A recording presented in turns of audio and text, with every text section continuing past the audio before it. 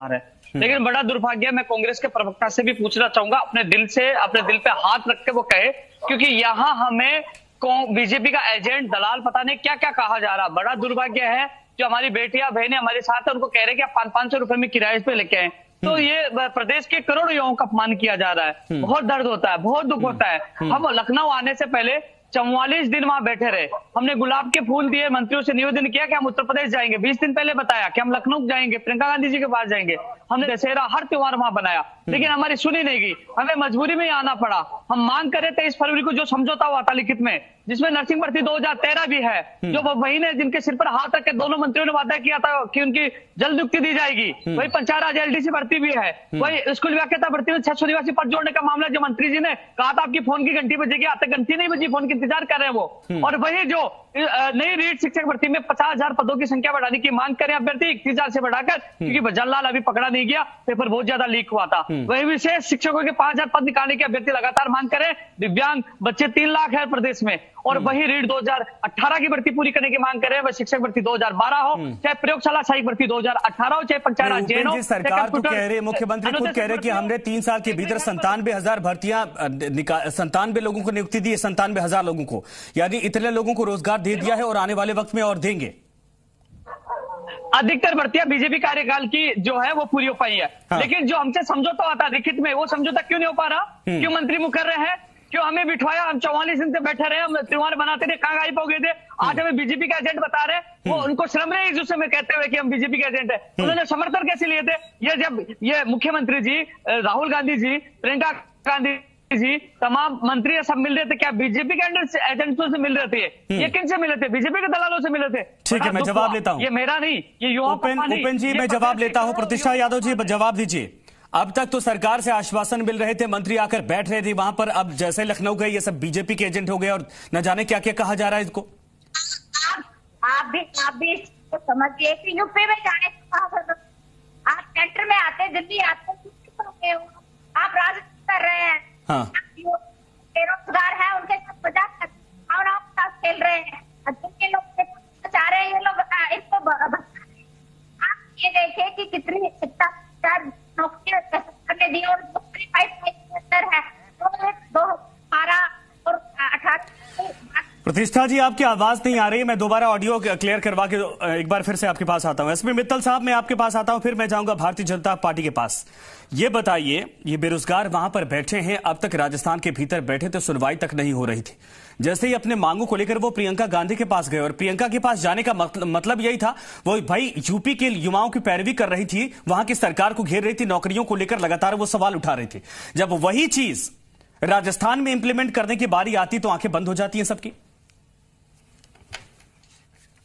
संजय जी, जो अभी कांग्रेस की प्रवक्ता है और उससे पहले भी मतलब बार बार ये कहा जा रहा है कि ये जो बेरोजगार युवक है ये लखनऊ क्यों गए। हाँ। अब मेरे समझ नहीं आता कि जो राजस्थान के बेरोजगार हैं उनके लखनऊ जाने पर कांग्रेस को क्या आपत्ति हो रही है, जबकि हम ये देख रहे हैं चाहे मंत्रिमंडल का विस्तार हो या और दूसरी जो भी पॉलिटिकल गतिविधियां हैं, उनमें अशोक गहलोत साहब जो मुख्यमंत्री है बार बार ये कहते हैं कि हम सब ये कांग्रेस हाईकमान के कहने पर कर रहे हैं। और अभी भी एक दिन पहले, कल भी उन्होंने ये कहा कि जो मंत्रिमंडल का यदि पुनर्गठन भी होता है तो वो कांग्रेस हाईकमान सारे मंत्रियों पर नजर रखे हुए हैं। तो मुझे जब कांग्रेस हाईकमान ही सारे डिसीजन राजस्थान का ले रहा है तो बेरोजगार कांग्रेस हाईकमान का मतलब क्या है? कांग्रेस हाईकमान में 3 लोग आते हैं, सोनिया गांधी जी आती है, राहुल गांधी जी आते हैं, प्रियंका गांधी जी आते हैं। हमने देखा कि प्रियंका गांधी जी ने जब मंत्रिमंडल का भी फेरबदल हुआ था उससे पहले भी महत्वपूर्ण भूमिका निभाई थी, और जो प्रभारी प्रदेश महासचिव अजय माकन साहब उनसे लगातार वो मिलते रहे, सचिन पायलट से मिलते रहे। तो ऐसी स्थिति के अंदर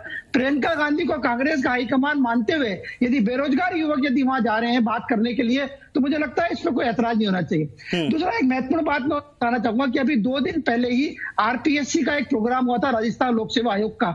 उसमें खुद मुख्यमंत्री ने इस बात को माना कि जो यहाँ की जो बेरोजगारों की समस्या है वो अपने आप में जटिल है। उन्होंने रीट परीक्षा का भी उदाहरण दिया। उन्होंने इस बात को भी स्वीकार किया कि जो परीक्षाएं आरपीएससी लेवे, चाहे अधीनस्थ कर्मचारी चयन बोर्ड लेवे, उसके अंदर बेरोजगारों का भरोसा होना चाहिए। खुद मुख्यमंत्री ने माना कि वो भरोसा शायद पूरा नहीं हो पा रहा है। इसी प्रकार जो राजस्थान के मुख्य सचिव है उन्होंने भी माना कि क्या नाम से भर्ती प्रक्रिया में सुधार होना चाहिए। और खुद भूपेंद्र यादव जो आरपीएससी के अध्यक्ष जो आज सेवानिवृत्त हुए, उन्होंने भी महत्वपूर्ण सुझाव दिए इस बात को। मतलब बेरोजगारों की समस्या को लेकर सरकार कुछ चिंतित है। ऐसी स्थिति में मेरा ये मानना है कि सरकार को इस मामले में ये निर्णय लेना चाहिए। और उपेंद्र यहाँ पे बैठे हुए हैं जो लखनऊ से लाइव हैं, वो ये भी बताएं कि क्या मेरे को जो जानकारी मिली है आज की जो लखनऊ में उनका धरना चल रहा है उसके समानांतर एक कांग्रेस ने भी धरना लगा दिया है, तो क्या ये बात सही है? हाँ उपेंद्र, बिल्कुल सही है, सही है। उन्होंने धरना लगाया, हमें बीजेपी का एजेंट बताया, उठाने की पूरी कोशिश की। हाँ। पुलिस को कहा कि हम धरना इसलिए लगाया है कि इनको भी उठाओ। हाँ। लेकिन वो नाकामयाब हुआ। हमने कह दिया कि हमारी लाशें यहाँ से जाएंगी, मार लो हम नहीं जाएंगे। हाँ। क्योंकि हम प्रियंका गांधी जी से मिलकर ही जाएंगे, क्योंकि हमने कांग्रेस को समर्थन दिया था। तो इस दौरान क्या बदतमीजी मारपीट भी हुई थी, कुछ ऐसा हुआ था? धक्का मुक्की हुई थी 27 तारीख को जब आए तो कांग्रेस के कार्यकर्ता द्वारा धक्का मुक्की हुई थी। हाँ। पूरे देश के पूरे प्रदेश के युवा देख रहे थे। और इको गार्डन में हमने पूरी रात बिना रजाई गद्दे वहां भी गुजारी, जो पूरे देश में वीडियो और फोटो वायरल हुई। सबसे बड़ी बात हंसी की बात यह आती है, कांग्रेस के पदाधिकारियों ने कहा कि ये तो यूपी के बेरोजगारों की है। बाद में पता चला तो उन्होंने ट्वीट डिलीट कर दिया। लेकिन बात ऐसी है, हम राजनीति करने नहीं आए, हमारी मांगों के लिए आए। हाथ जोड़कर निवेदन करें मुख्यमंत्री जी, पूरे कांग्रेस के नेताओं से हाथ जोड़ के निवेदन कर रहे हैं, हम आपके बच्चे हैं, हमें बीजेपी का एजेंट ना बताए, इसका राजनीतिक मुद्दा ना बनाए। आप जो कहोगे हम करने के लिए तैयार है, लेकिन आपके समझौते की मांगे पूरी कर दो। आप कहोगे तो बेरोजगार संघ हमेशा के लिए मैं खत्म कर दूंगा, आप कहोगे तो मैं राजस्थान छोड़ के चला जाऊंगा, आप कहोगे वो करने के लिए तैयार हूं, लेकिन जो लिखित समझौता मंत्रियों ने किया उनको पूरा किया जाए। ठीक है, मैं आता हूं दोबारा आपके पास। प्रतिष्ठा जी से सवाल लेता हूं मैं। प्रतिष्ठा जी, ये बताइए, हाथ जोड़कर निवेदन कर रहे बेरोजगार कि आपने जो लिखित में हमारे साथ एग्रीमेंट किया था या समझौता किया था, भाई उसको पूरा कर दीजिए। ये बच्चे, इनकी उम्र ढलती जा रही है, यहां भटक रहे, कभी दिल्ली जाकर धरने पर बैठते हैं, कभी लखनऊ जाना पड़ता है। जब आप लोग नहीं सुनेंगे तो प्रियंका गांधी के पास पहुंचे, लखनऊ जाने पर भी आपत्ति, अब आप लोग उनको बीजेपी का एजेंट बता रहे। वो तो जो आप लोगों ने, आपकी सरकार ने, आपके मंत्रियों ने समझौता किया, वही तो पूरी करने की मांग कर रहे हैं। आपकी मांग को उठाने के लिए आप यूपी क्यों गए? यूपी गए तो राजनीति क्या आप लोगों ने की? आप सेंटर में आते, दिल्ली आते, आपको अगर वहां नहीं सुना जा रहा था, कांग्रेस हाईकमान से बात करनी थी, तो दिल्ली आते ना। यूपी जाने का मतलब आपने कुछ शुरुआत की है, क्योंकि आपको यूपी के अंदर ही राजनीति करनी है। आप दिल्ली क्यों नहीं आए? दिल्ली आके बात रखते। और आपने खुद कहा राजनीति का नाम मत करिए, शर्म आनी चाहिए। तुमने समर्थन दिया था, राजस्थान की किसी गली में घुसने नहीं था कि ये वहां पे। ओपन एक सेकंड रुकिए, ओपन एक सेकंड रुकिए। प्रतिष्ठा जी सुनिए तो, सुनिए। अब तक आपके मंत्री जाकर उसी, जहां पर शहीद स्मारक पर जाकर बैठकर 10-5 मिनट खूब अच्छे से बातें कर रहे थे, फूल ले रहे थे, बातचीत हो रही थी, तब तक राजनीति नहीं थी। प्रियंका गांधी दिल्ली में कब मिलती हैं? कमिटमेंट तो उनका जो कि यूपी के युवाओं को लेकर जब वहां पर चुनाव चल रहे हैं और वहां की सरकार को घेर रही, तो उन्हीं से तो बात करने गए। लखनऊ गए तो इसमें दिक्कत क्या हो गई? और लखनऊ जाए, चाहे दिल्ली जाए, चाहे कहीं भी बैठे, इसमें राजनीति कहां से आ जाएगी?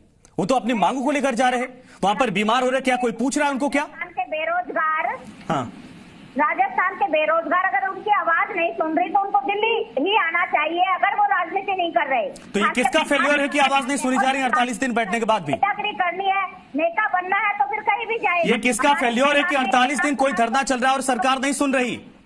सरकार सुन रही है। सरकार, हाँ। आपने अभी मेरे से पूर्व जो हमारे साथी बोल रहे थे, उन्होंने खुद मुख्यमंत्री महोदय इस चीज के लिए चिंतित है, आरपीएससी के चेयरमैन इस चीज के लिए चिंतित है कि किस तरह से रोजगारों की समस्याओं का समाधान किया जाए। और 1 लाख के आसपास नौकरियां दी गई है और बहुत सारी नौकरियां पाइपलाइन के अंदर है जो बेरोजगारों को राहत पहुंचाने के लिए सरकार कर रही है। लेकिन आप अपनी बात कांग्रेस हाईकमान, अगर सारी चीजें मैडम पाइपलाइन में हैं, तो इन बच्चों को, इन युवाओं को आप जयपुर में वहीं समझा दिए होते, दिखा दिए होते ब्लूप्रिंट पूरा कि देखिए ये पाइपलाइन में सारी भर्तियां 6 महीने, 1 महीने, 2 महीने, 3 महीने में हम पूरी कर देंगे। राजनीति की शुरुआत कर दिया, आप नेतागिरी करना चाह रहे हैं। आप जो ये हमारे ओपन जी, आपकी बेरोजगारी समाप्त नहीं होगी। आप लोग क्या लेना चाह रहे थे ना? रेवड़ी लेना चाह रहे था, चापलूसी मत करो। युवा घुसने नहीं देगा राजस्थान में, आप अपमान कर युवाओं का। क्या राजनीति होगी? जब समर्थन ले रहे थे तो आपको बुरा नहीं लगा, तब तो आप कार्यालय पीसीसी में बिठा रहे थे और समर्थन ले रहे थे, तब आपको पेन यादव बेरोजगार अच्छे लग रहे थे। और आज राजनीति बता रहे हैं आप, शर्मा लीजिए आप जैसे कार्यकर्ताओं को। कांग्रेस को डुबाने का काम करें आप लोग। आप पहुंचा सकते हो, कोई दिक्कत नहीं है, लोकतंत्र में जरूरी है। तो आप दिल्ली आते ना, आप यूपी जाने का की राजनीति की तो शुरुआत आपने की है कि यूपी। सुनिए मैडम, मेरा एक सवाल लीजिए। प्रतिष्ठा जी मेरा एक सवाल लीजिए। प्रियंका गांधी आई थी राजस्थान, आप इन युवाओं को बोल देते कि आप लोग वहां से आइए, हम यही मिलवा देते हैं। इनिशिएट तो किसी ने नहीं लिया। 10 मिनट की मीटिंग करवा दी होते आप लोग, मसला ही खत्म हो जाता। संजय जी, हमने दीपावली दशहरा सारे त्योहार बनाए थे, ये चुप क्यों बैठे थे? इनको दया नहीं, इनके बच्चे वहां बैठे हुए थे। यूपी के इंचार्ज हैं, इसलिए वो अपनी हर यूपी के अंदर हर आपकी आला कमान है कि नहीं? सिर्फ यूपी के इंचार्ज हैं कि आपकी आला कमान भी है? ये अजय माकन जी से आपकी प्रियंका गांधी आपकी आला कमान नहीं है? अजय माकन जी से कीजिए। नहीं, आपकी प्रियंका गांधी आपके आला कमान नहीं है? राजस्थान कमेटी की आला कमान नहीं है क्या? आला कमान है तो आप दिल्ली आइए ना। हाँ। मैं आपको अरे कहीं भी मिले ना मैडम, बात हो सकते हैं तो दिल्ली आइए। प्रतिष्ठा जी कहीं भी मिले, उनको मीटिंग से मतलब है, दिल्ली जाए चाहे लखनऊ जाए, ठीक है मैं आपके पास आऊंगा। आप बातों को घुमाइए मत, हम आज समाधान की तरफ सोच रहे हैं कि रास्ता निकल जाए। ये आपके ही हमारे ही राजस्थान के युवा हैं, बच्चे हैं, महिलाएं हैं जो वहां पर जाकर कड़कड़ाती सर्दी में ठिठुर रहे, बीमार हो रहे, उनको पूछने की बजाय उनके ऊपर आरोप लगाए जा रहे। ये बाहर के नहीं है, ये हमें भी अच्छा नहीं लगता और यूपी में जो लोग देख रहे हैं उनको भी अच्छा नहीं लगता है। एसपी मित्तल साहब, एसपी मित्तल साहब जवाब इस पर सर। अदर स्टेट में ना जाके सेंटर में आइए। अच्छा माफ करिएगा आशीष जी, मैं आपके पास आ रहा हूं। आशीष जी माफ करिएगा, थोड़ा देर हो गई आपके पास आने के लिए। ये बताइए, ये बीजेपी के एजेंट है क्या जिनको छोड़ रखे आप लोगों ने दिल्ली में? कांग्रेस तो ये कह रही लखनऊ में। देखिए संजय जी, बहुत ही दुर्भाग्यपूर्ण स्थिति है।